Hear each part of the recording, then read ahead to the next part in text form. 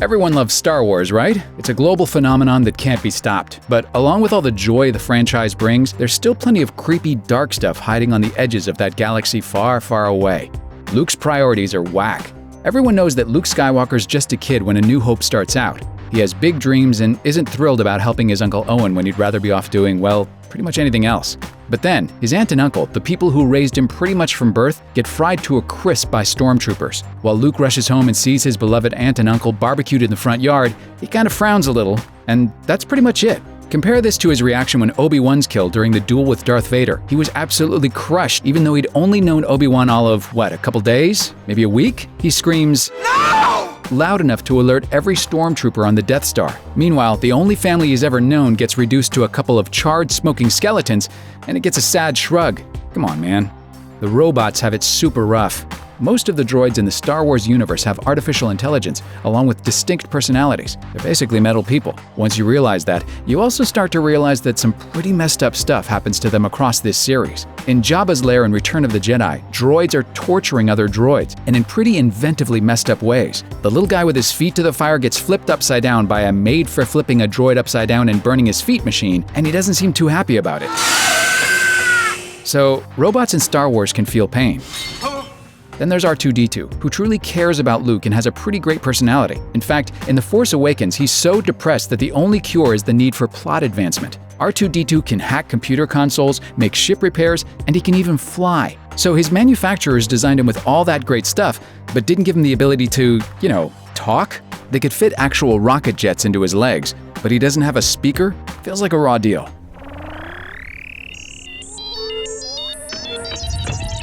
Speaking of, C-3PO and R2-D2, they go through episodes 1 through 3, and C-3PO's memory is wiped because George Lucas had to tie all this stuff together somehow. So droids have personalities, feelings, all this agency, but humans can just take it all away on a whim? You know what? Let's just scrap The Last Jedi and make Episode 8 a murder-revenge epic where the droids get a thirst for blood. Terminator with lightsabers. You know you'd watch that. People had friends on that Death Star. In Return of the Jedi, the second Death Star was under construction. If you saw Clerks, Randall makes a pretty good argument about how many people would have been on that space station. So a construction job of that magnitude would require a hell of a lot more manpower than the Imperial Army had to offer. I bet they brought independent contractors in on that thing. Plumbers, aluminum siders. These poor guys hammered together a few space walls to pay the space bills, and then the rebels came to blow them up and make their kids space orphans. That's cold.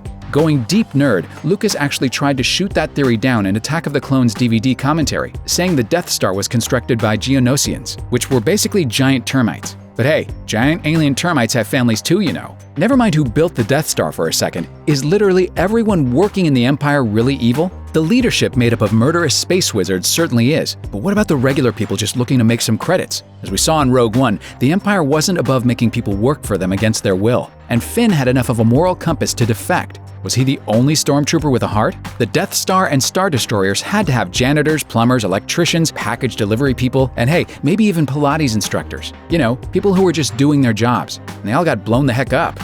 Jedi are stone cold. More than anything else, the Jedi are the Star Wars franchise's most legendary characters. Fantastic heroes through and through, right? Well, maybe not so much. In Episode 1, Qui-Gon Jinn and Obi-Wan rescue Anakin from Tatooine, but they leave his mom behind. At the time, they didn't have enough money to buy both of them, which makes sense, even if they could have just borrowed some cash from Mace Windu and that guy with the forehead and gone back to buy Annie's mom. But why does Anakin wait 10 years to go back to look for his mother? He has all the resources of the Jedi and never thinks to rescue his mom from slavery? It's too bad, because Anakin's rage first surfaces when he takes revenge on the Tusken Raiders who killed her. It's, pretty much the first time Darth Vader emerges. Good job, guys. Let's also not overlook the fact that Obi-Wan was supposed to love Anakin. He was his brother, and he cut off his freaking legs and left him to die in a pit of lava. Yes, Anakin was turning to the dark side, but Obi-Wan couldn't even give him the courtesy of a mercy kill to save him from the torture of being burned alive. If he had, the original trilogy would have been a whole lot shorter. These guys are supposed to be heroes, right? Thanks for watching. Click the grunge icon to subscribe to our YouTube channel. Plus check out all this cool stuff we know you'll love too.